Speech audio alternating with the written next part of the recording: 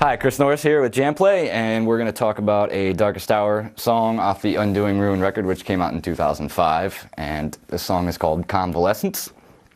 And it starts off, little side joke note, we used to call it Tommy Lee as its working title because it has this big rock vibe, and there's this kind of Tommy Lee simplistic fill in the middle of it. And starts off with a pretty simple pattern.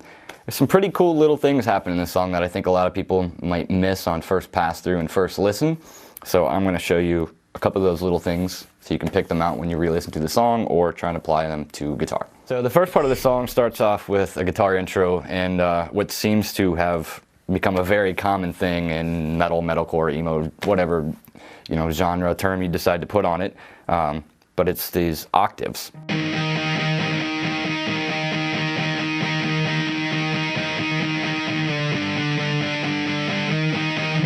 And it's just, when I was writing the song, I was kind of trying to create this nice big rock vibe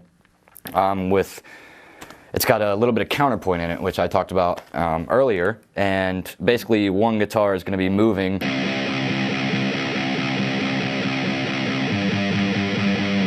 very simple, doing a 1 to a 5 chord progression, and the higher one is going to be moving down one voice while that moves up.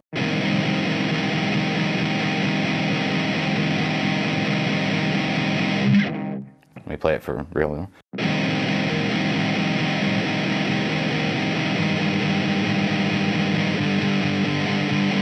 Creates this nice dissonance and resolution. And then the second time that passes through the rhythm guitar,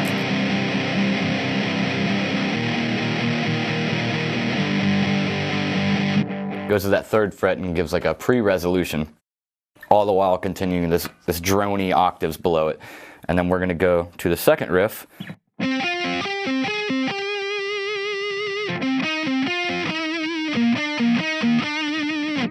This kind of cool little melodic motif that I came up with, that the singer John actually used in his vocal pattern when he was going to start actually doing more clean-esque vocal stuff. He used that melody as an example for his vocal line. It worked out really, really well, especially the way he fit the lyrics to it. So I'll show you that whole little pattern there.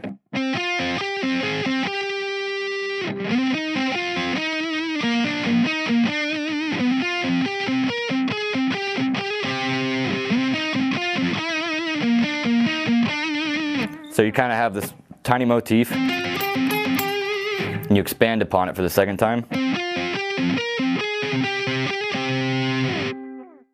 Then from there, we go to a modulation, which is a key change, and where the beginning octave riff, the riff is just transposed up a whole step, 2 steps, and played exactly the same.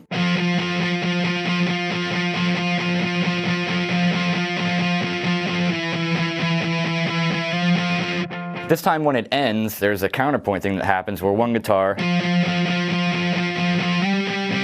slides up while the other one goes down. So you get this sound.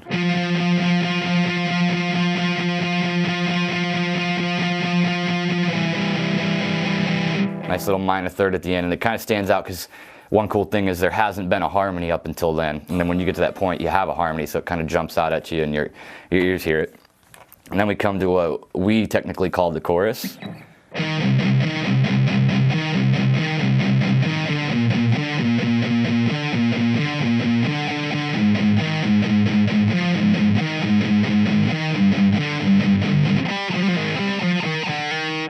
And I can't quite remember if we had the guitar rhythm first or the drum part first. I think I actually had like a variation of that riff, and Ryan put like a really cool, snare pattern, syncopated drum beat to it, and we ended up matching the snare hits and the bass drum hits with that. So what could have been an original riff of something like that, I don't remember what it was, this is years ago, ended up with Ryan's cool drum beat turning into.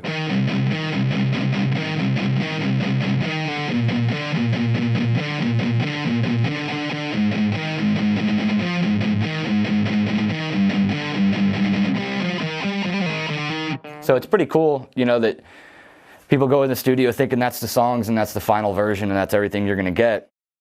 And you totally have the ability to revamp your songs, and something even cooler can come out of it by just listening to your drummer and listening to what he's doing with his little footwork and all that. So there's the chorus. It comes in with a harmony that's just in minor thirds.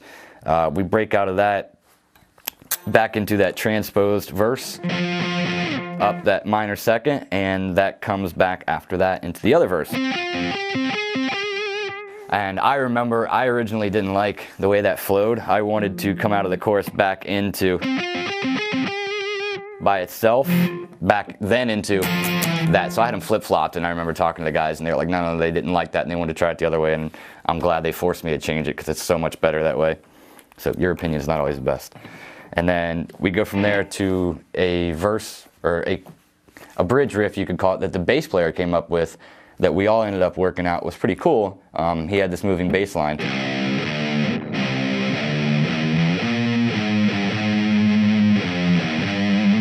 And took that and just added some notes up on top, kind of just out of the blue. Didn't even really make any sense, but ended up sounding cool.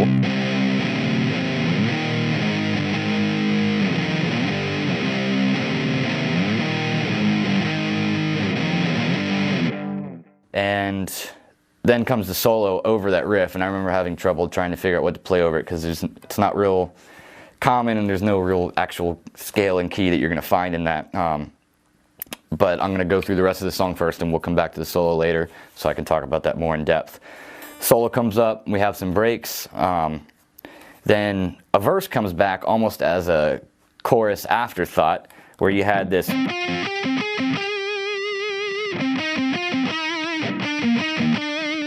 Now it's kind of expanded upon with a different motif.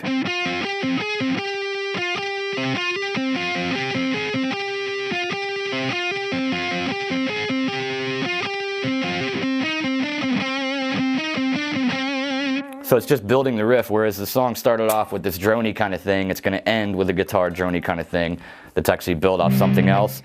And how we had that little part is going to come back again. So everything's kind of built and expanded upon each other in these little rhythmic motifs, and you don't have to throw in 8 quadrillion riffs to make a song. You can only have 3 or 4 really strong riffs that you can build something off of and just expand and make an actual musical idea flow from start to finish.